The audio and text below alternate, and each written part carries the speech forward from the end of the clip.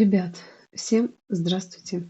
Сегодня я хочу вам рассказать очень такую интересную тему, с которой может столкнуться как новичок, так и знаток. И такое, допустим, я встречаю у орхидей много раз. А почему-то в последнее время я стала замечать частенько. Может быть, как-то раньше, ну, смысла не было заострять на этом внимание, как стресс у орхидеи. Кто-то говорит о том, что стрессов их не бывает. Это все надуманное, это все придуманное, но тем не менее имеет место быть. Если вы не хотите в это верить, и сейчас я вам буду рассказывать и показывать примеры, то вы можете сказать свои доводы в комментариях, что такое происходит с орхидеями. И если вам не нравится слово стресс, вы его можете как-то заменить чем-то. В общем, вот эти вот красотки стоят, и они у меня все стрессуют. Давайте сейчас поближе посмотрим, и я вам расскажу, от чего это может происходить, и лично мои наблюдения. Ребят, в первую очередь это температурный режим. Вот эти две орхидеи, они изначально у меня стояли на реанимационном окне.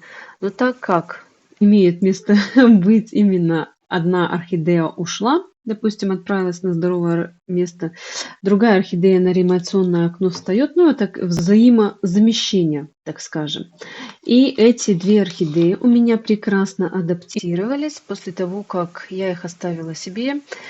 По причине всего лишь стволовой гнили шли на продажу.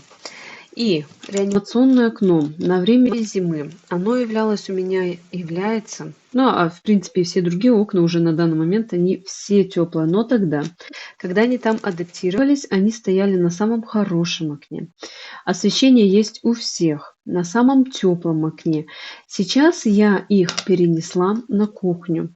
И знаете, там в принципе у меня 23 градуса тепла, и также освещение дополнительное есть. Они стоят у меня где-то примерно недели две, и я стала, знаете, по ним что замечать. Ранее я вам хвастала, много хвастала, часто хвастала, что видите, у нее какая хорошая, идеальная корневая система наросла. Вот он очаг, вот она проблема. Тоже купировалась, все хорошо. Видите, два вот этих корня начали закукливаться, остановили свой рост. Также вот несколько корешочков затормозились прям вообще. Только лишь некоторая часть корневой системы продолжает свой рост, но тем не менее она их закуклила. Та же самая ситуация и вот с этой орхидеей. Так, листик, но они именно листики продолжают наращивать, что та, что другая, но сама корневая система. Вот эту орхидею, ой, я вам уже миллион раз хвастала. И везде ее показывала. И посмотрите, какая мощная корневая, туда-сюда.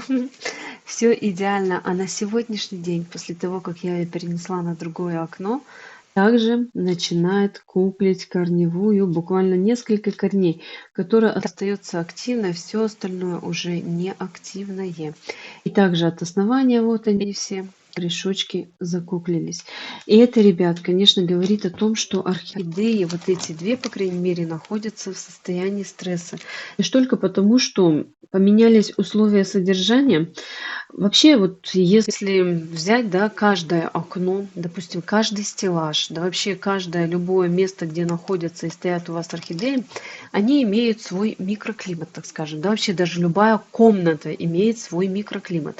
У нас, допустим, в детской у одного ребенка прохлада, а в другой комнате у нас прям жара. Ну, потому что в одной комнате никто не спит, не живет, и микроклимат в каждой свой отдельно.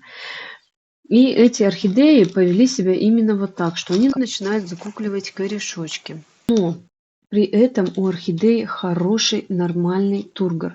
Если бы им было что-то плохо и не нравились те условия, в которых они сейчас стоят, на каком окне помещены, ладно, корневая постоит, очухается, еще нарастит. Если бы ей было плохо, она бы себя показала, именно начала проявлять что-то на листьях, то есть теряется тургор. Если с орхидеей что-то непонятно, либо она заболела, это теряется тургор. Дай бог, у них все хорошо. Смотрите, две орхидеи. обе после болезни. То есть стресс они могут получить, конечно, после болезни. Вот у этой орхидеи затяжной период стресса, затяжная болезнь. Я, ребят, не знаю уже, что делать. И в этом видео вообще можете про нее посмотреть, что изначально какая была ситуация. Я сейчас ее содержу, на реанимационном окне, вот в такой влажной постоянной среде. И вроде бы все нормально. При этом она тургор, путем не восстанавливает. Видите, больная орхидея. И вот с такими листами и есть. И также новый листик у нее там вроде бы наращивается, но не особо. Корней новых нет вообще. Прошло уже 3 месяца, нет ничего нового. И знаете, изначально же она у меня была пересажена именно в мох. Для тех, кто не знает, тоже в этом видео можете посмотреть, какая изначально у нее была пересадка. Я ее оттуда, ребят, вытаскивала, пересаживала уже чисто в орхиату. Сейчас, что я по ней замечаю, это то, что у орхидеи даже начал вонять. Кто-то мне говорит, не говорите так, воняет или что-то еще. Но вот все равно, вот, поверьте, мне все равно, главное, смысл понятен. Чисто по-русски, по-забайкальски я вам объясняю. Начал пахнуть неприятно. И чувствуется запах опять не то чтобы гнилостный процесс, а именно какой-то затхлости. Что мох вонял затхлостью, что это воняет затхлостью. И это, знаете, провоцирует меня думать на то, что у орхидеи все-таки есть какая-то болезнь, которую я не могу вылечить. Возможно, какая-то грибковость, я не знаю. И мы, так сказать, по ним не сможем, потому что, лабораторно только лишь условия нам подскажет. Она вот полностью стоит заторможенная, все. Ни туда и ни сюда. 3 месяца на хорошем окне. Прям все идеально. Что тебе еще надо? Не растить ничего. И теперь я ее уже думаю, конечно, буду пролечивать фундазолом.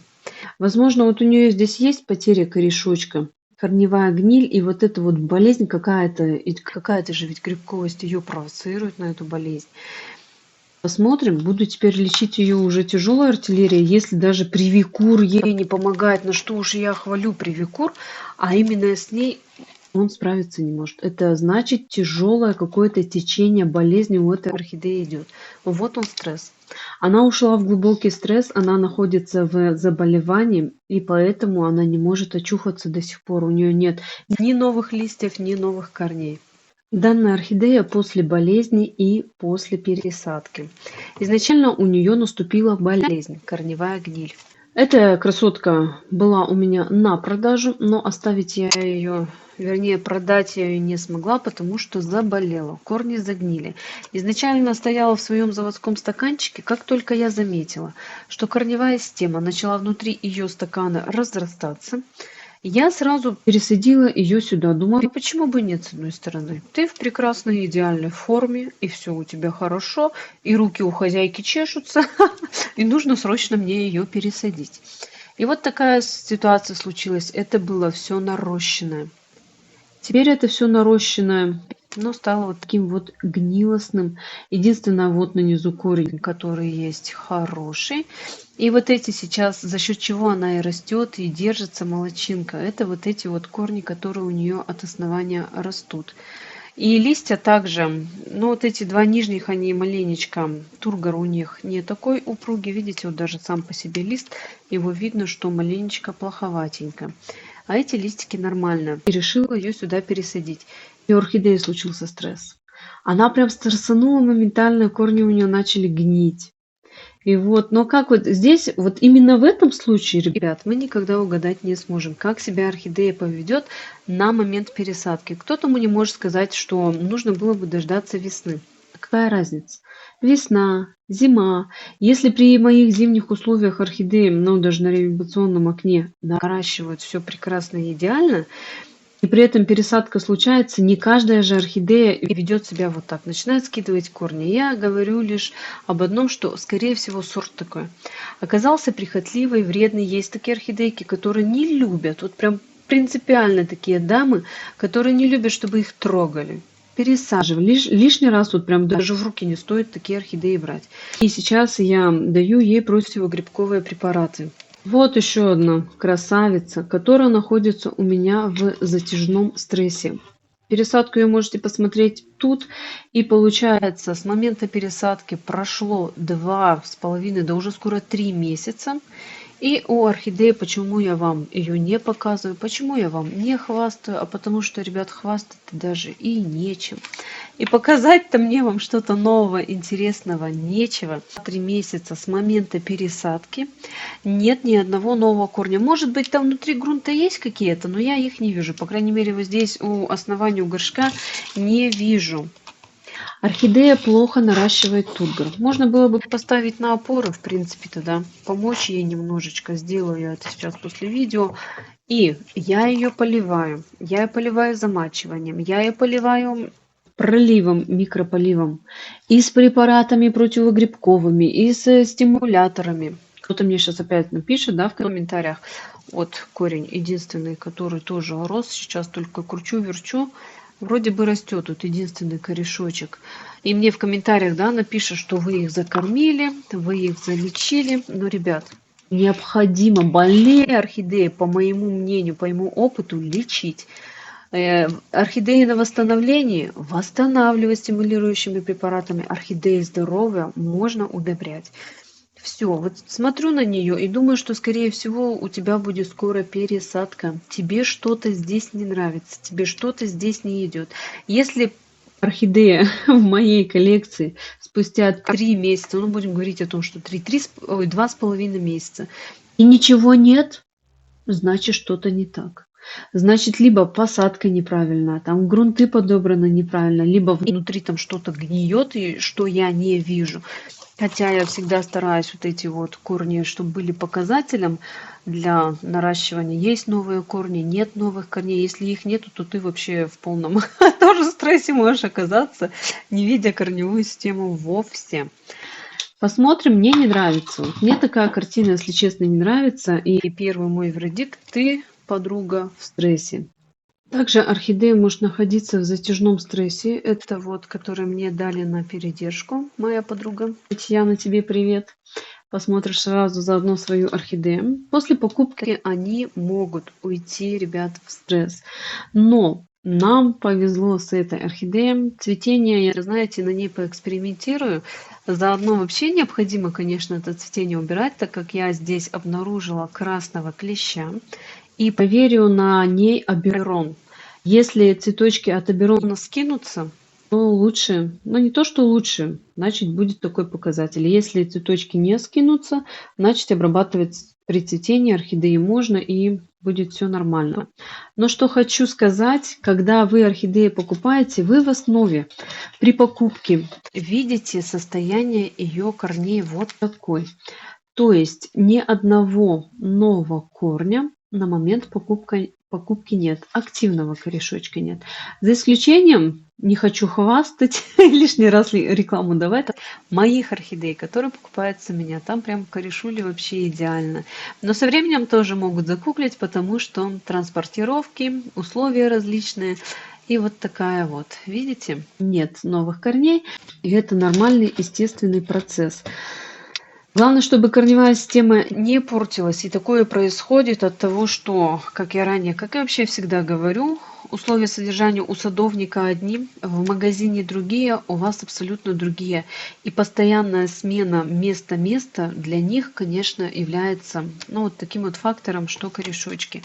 Эта орхидея находится у меня уже неделю, насколько я помню. Стоит вот здесь вот на тумбе вообще. Там света-то особенного, так скажем, нету. Но при этом орхидея оказалась большим молодцом.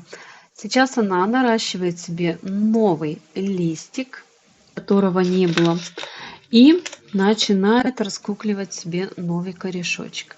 Это говорит о том, что процесс ее адаптации проходит успешно, и орхидея не в стрессе. Все, она у меня активировалась. При том, что я ей в грунт давала только лишь триходерму вириде. Больше ничего ей не давала. И хочу также показать вот эту вот орхидею, которая моя, уже давным-давно домашняя. И у нее, часто тоже по ней такое замечаю, что ближе к зиме и зимой она у меня не уходит в стресс, она у меня начинает спать. В чем отличие, да? Отличие именно вот стресс, либо покой у орхидеи вы можете только замечать у домашних. Если вот домашняя ваша орхидея и стоит постоянно на одном месте, там, поливается постоянно одинаково, и все у нее хорошо, и вдруг раз начинает постепенно со временем, не то чтобы разом и махом, постепенно со временем начинают куклить корешочки, один, два, другой, и в итоге вы приходите к тому, что у нее нет ни одного активного корня. Я не говорю о том, что плохого корня, я говорю о том, что именно активно. Вот корешочки они есть, все хорошие, нормально, но активных их, ребят, нет. Она их все закуклила.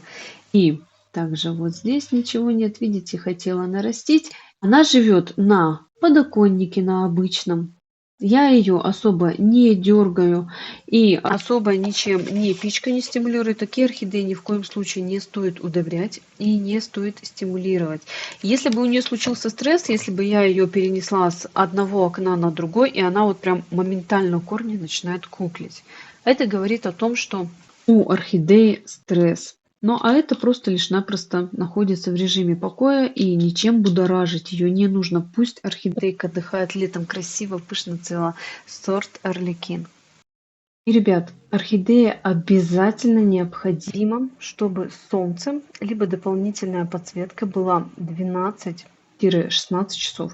Но, конечно, у нас в квартирных условиях, да, я думаю, что мало, где у нас может быть именно солнце 16 часов. Для того, чтобы обеспечить орхидее хороший фотосинтез, чтобы все вот эти процессы проходили, жизненные процессы, намного быстрее, скорее, в ускоренном режиме, нужно давать именно дополнительное освещение. Если такого солнца у вас хорошего, теплого, от окна естественного его нету.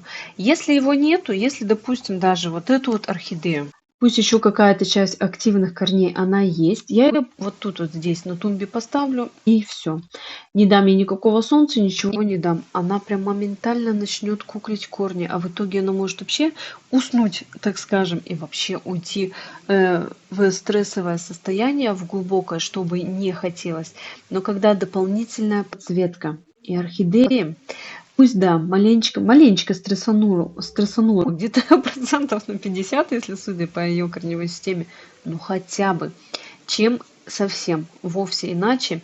Там, когда они сильно стрессуют орхидеи, ну такой случай именно как вот у этой, то может случиться в итоге вообще гибель. Но это уже прям сильная крайняя мера. Такое я даже вот по больным орхидеям встречаю крайне редко. У меня, ребят, вот такая вот заторможенная, вот, ну, слов у меня уже просто на нее нету. Я, бывает, свои орхидеи хвалю. Также я, бывает, что их ругаю. Ну вот что тебе надо? У тебя есть все.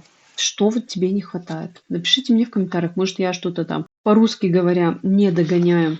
Также, если у орхидеи вредители, вы представляете, что такое вредители? Это вот ее постоянно кусают. Ее постоянно едят, и из нее постоянно что-то высасывают. Все питание, все соки, все необходимое жизненное они берут у этой орхидеи, если эти вредители есть. Также они там начинают размножаться. И вы представляете, вот если вы, ну так скажем, всю жизнь будете жить с овшами, вам же тоже этот момент будет неприятным, вы будете себя чувствовать некомфортно, и вот также можете стрессануть и уйти куда-то в депрессию. Ну, это я уж, конечно, утрирую, но тем не менее, так оно может быть. Они на своих лапках переносят болезнетворные бактерии, и начинается болезнь, грибковость, и в итоге вообще орхидея может погибнуть. И, ребят, слышали ли вы такое, что сноси орхидею в душ, и она у тебя стрессанет, она у тебя начинает цвести. В основе эти процессы именно с душем начинают советовать тогда, когда орхидея долго не начинает цвести. Я в свое время тоже увлекалась душем, свои орхидейки поливала, но ровно до тех пор, пока не случился такой момент, когда у меня орхидея, а это особенно, знаете, при зимних холодных подоконниках, все, я их полила, я их там какое-то время подержала. Казалось бы, орхидейки высохли. Я их ставлю на окно. и бац, начинается гниль на шее, начинается грибковость, и пошло-поехало. Ребят, душем необходимо пользоваться, уметь им необходимо пользоваться. Так просто брать и орхидеи бездумно ставить лишь только потому, что там какой-то блогер сказал, и у него там вау результаты какие-то, да, он реально начинает там орхидеи цвести, а вы ставите орхидею, она у вас начинает гибнуть. И потом опять говорить о том, что это блогер чем-то плох. Нет, чтобы именно уметь орхидеи в душ носить и вообще пользоваться этим душем и обливать, опрыскивать, его нужно знать, его нужно понимать, этот душ, вообще нужно в него сначала вникнуть. Я не буду здесь сильно что-то говорить и вникать, и в комментариях, не знаю, так особо тоже, наверное, отвечать не стану. Просто посмотрите в интернете плюсы и минусы душа. Вот стресс может дать орхидея именно вода. У меня вода в квартире мягкая, но мне еще вот нужно, сейчас я буду покупать экспресс-тесты, полоски, там что-то еще, может быть, измерители именно моей воды. Вот хочу заняться серьезно этим вопросом. Насколько я просто знаю, что она у меня мягкая. Но орхидеи любят мягкую воду, подкисленную немножечко.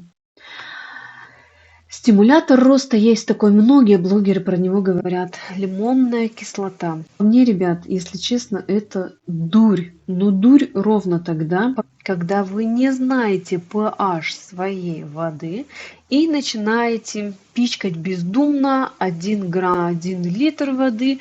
А вдруг у вас pH нормальный, а вдруг он низкий, а вдруг он высокий, и вы начинаете какие-то манипуляции проводить именно с лимонной кислотой. Для чего? Зачем, ребят, вы это делаете? Это же, ну как сказать, если вы дадите сильно кислую среду для орхидей, это будет плохо влиять на ее состояние, на ее рост. Если у вас нормальный pH воды, вы еще даете, вы опять подкисляете. Но нельзя так бездумно брать и делать. Вы поймите одно, что от воды и то, что вы туда льете в эту воду, это очень и очень сильно влияет. Во-первых, можно получить химический ожог, а орхидея, когда получает химический ожог, она опять уходит в стресс. Поэтому воду, если вы хотите, чтобы у вас была хорошая, нормальная вода, купите тест полоски.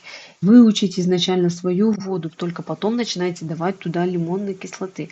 Если какие-то удобрения, стимуляторы роста, но именно для орхидей, либо какие-то пропорции мы всегда уменьшаем вдвое для орхидей, чтобы не сделать химический ожог на наших орхидеях. И не допускайте, чтобы ваши орхидеи питались и вы им давали какую-то воду плохую. Я всегда использую 50% где-то прокипяченной, 50% профильтрованной. Все. Больше я ничего туда не добавляю. Никаких лимонных кислот, там что-то еще у меня и без этого орхидеи нормально растут. И если необходимую стимулятору, то я их согласно инструкции даю. И также, ребят, хочу вам сразу здесь показать, какие стимуляторы роста я могу дать своим орхидеям, какие стимуляторы есть у меня.